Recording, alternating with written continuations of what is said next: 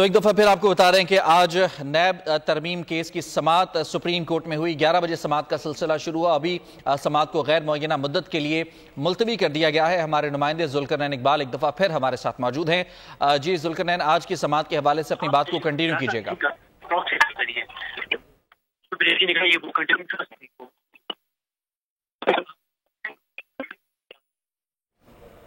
ذوالقرنین، آپ سن پا رہے ہیں؟ غالباً کچھ تکنیکی وجوہات کی بنا پر ہمارے نمائندے سے ہمارا رابطہ نہیں ہو پا رہا ہے. ذوالقرنین، اگر آپ سن پا رہے ہیں تو اپنی بات کو کنٹینیو کیجیے گا. آج کی سماعت کے حوالے سے کیا تفصیلات آپ فراہم کر رہے ہیں؟ دیکھیے، آج بھی سماعت کے اینڈ پر کو کہ آپ پروکسیز کے ذریعے ججز کو دھمکا رہے ہیں اور کہا آپ نے کر کے دیکھ لیں. اس پر اٹارنی جنرل نے کہا کہ وہ جو گفتگو کی تھی وہ کنٹمپٹس تھی، وہ مطلب توہین آمیز. اٹارنی جنرل نے اس کو قرار دیا. ساتھ ہی ساتھ جسٹس جمال منتخب نے کہا کہ ایک حکومتی سینیٹر کی جانب سے بھی یہ اس قسم کی گفتگو کی گئی ہے. یہ باتیں اینڈ کے اوپر بالکل سماعت کے آخر کے اوپر ہوئی جو کی گئی. اس کے علاوہ عدالت نے یہ کہا کہ تو پاکستان بیرون ملک جا رہے ہیں تو یہ بینچ آگے دستیاب نہیں ہوگا اگلے پورے ہفتے. تو یہ عدالت کا کہنا تھا کہ آئندہ جب بھی تمام ججز، کیونکہ لارجر بینچ میں تمام ججز کی دستیابی جب تک نہیں ہوگی سماعت نہیں ہو سکے گی، تو جب بھی یہ بینچ دستیاب ہوگا اس تاریخ سے آگاہ کر دیا جائے گا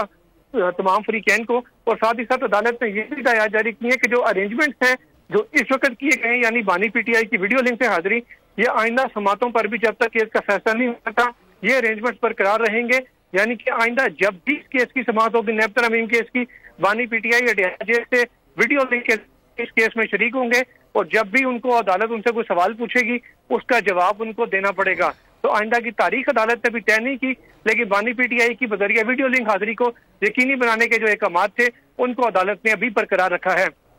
جو آرڈیننس کا اجرا کیا گیا تھا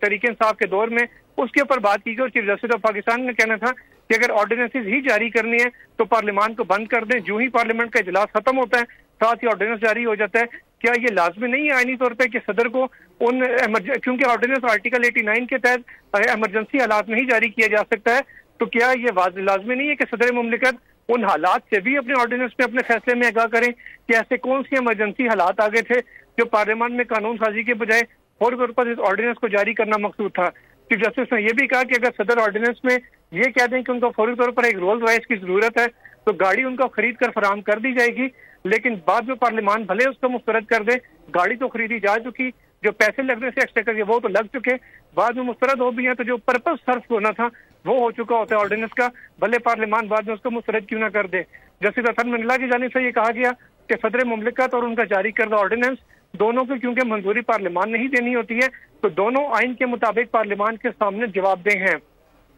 جو انتخابات کیس میں سابق چیف جسٹس عمر اکرم بندیال کی جانب سے سو موٹو لیا گیا تھا، اس کا حوالہ بھی مخدوم علی خان کی جانب سے دیا گیا جو وفاقی حکومت کے وکیل تھے. انہوں نے موقع بھی اختیار کیا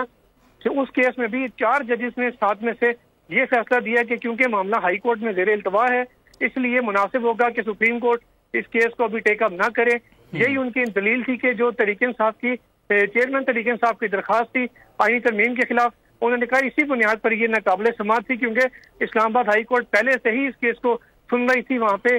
سماعت کے لیے درخواست منظور ہو چکی تھی، نوٹس جاری ہو چکے تھے، تو مناسب یہی تھا کہ ہائی کورٹ کو پہلے فیصلہ کرنے دیا جاتا، سپریم کورٹ اس کیس کو نہ سنتی. اس کیس کے حوالے سے پھر اٹارنی جنرل نے بتایا کہ لاہور ہائی کورٹ کا فیصلہ آ چکا تھا انتخابات کیس کے حوالے سے،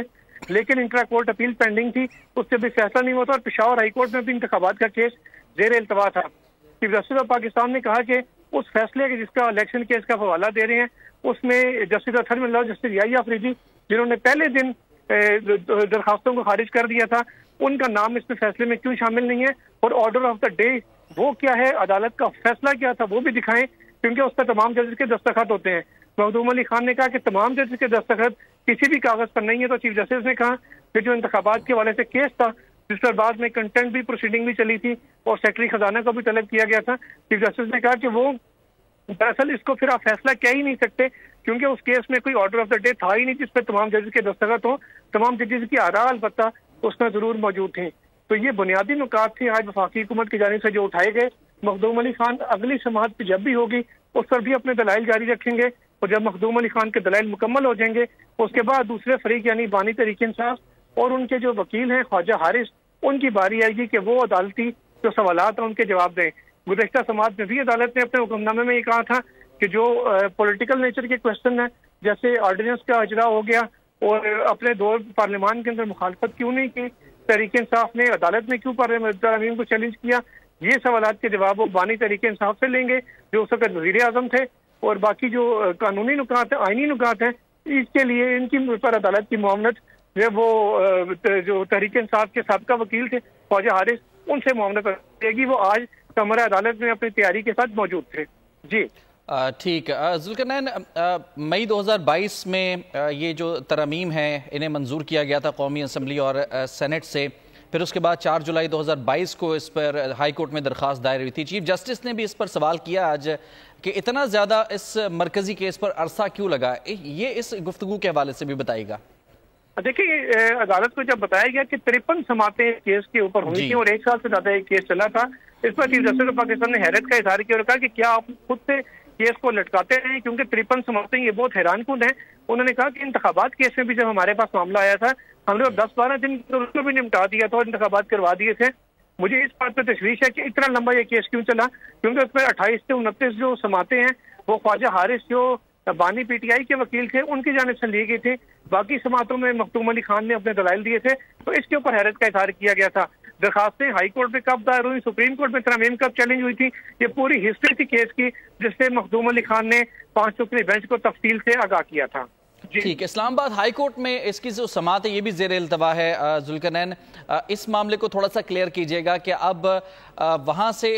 اسلام آباد ہائی کورٹ سے اس کو ختم کر دیا جائے گا، صرف سپریم کورٹ اس کو ٹیک اوور کرے، کیونکہ آج اس پر بھی نقطہ اٹھایا گیا تھا کہ اگر ہائی کورٹ میں آلریڈی ایک کیس موجود ہے تو وہ کس طرح سے قابل سماعت ہوا سپریم کورٹ کے لیے؟ دیکھیں، جب نیب ترامیم ہوئی تھی مئی 2022 میں، اس وقت اسلام آباد ہائی کورٹ بار کے اس وقت کی جو صدر تھے شعیب شاہین، انہوں نے اسلام آباد ہائی کورٹ بار کی جانب سے ان ترامیم کو چیلنج کیا تھا۔ تب وہ باضابطہ طور پر تحریک انصاف کا حصہ نہیں بنے تھے، لیکن انہوں نے نیب ترامیم وہاں پر اپنے طور پر چیلنج کر دی تھی بطور صدر اسلام آباد ہائی کورٹ بار۔ اب وہ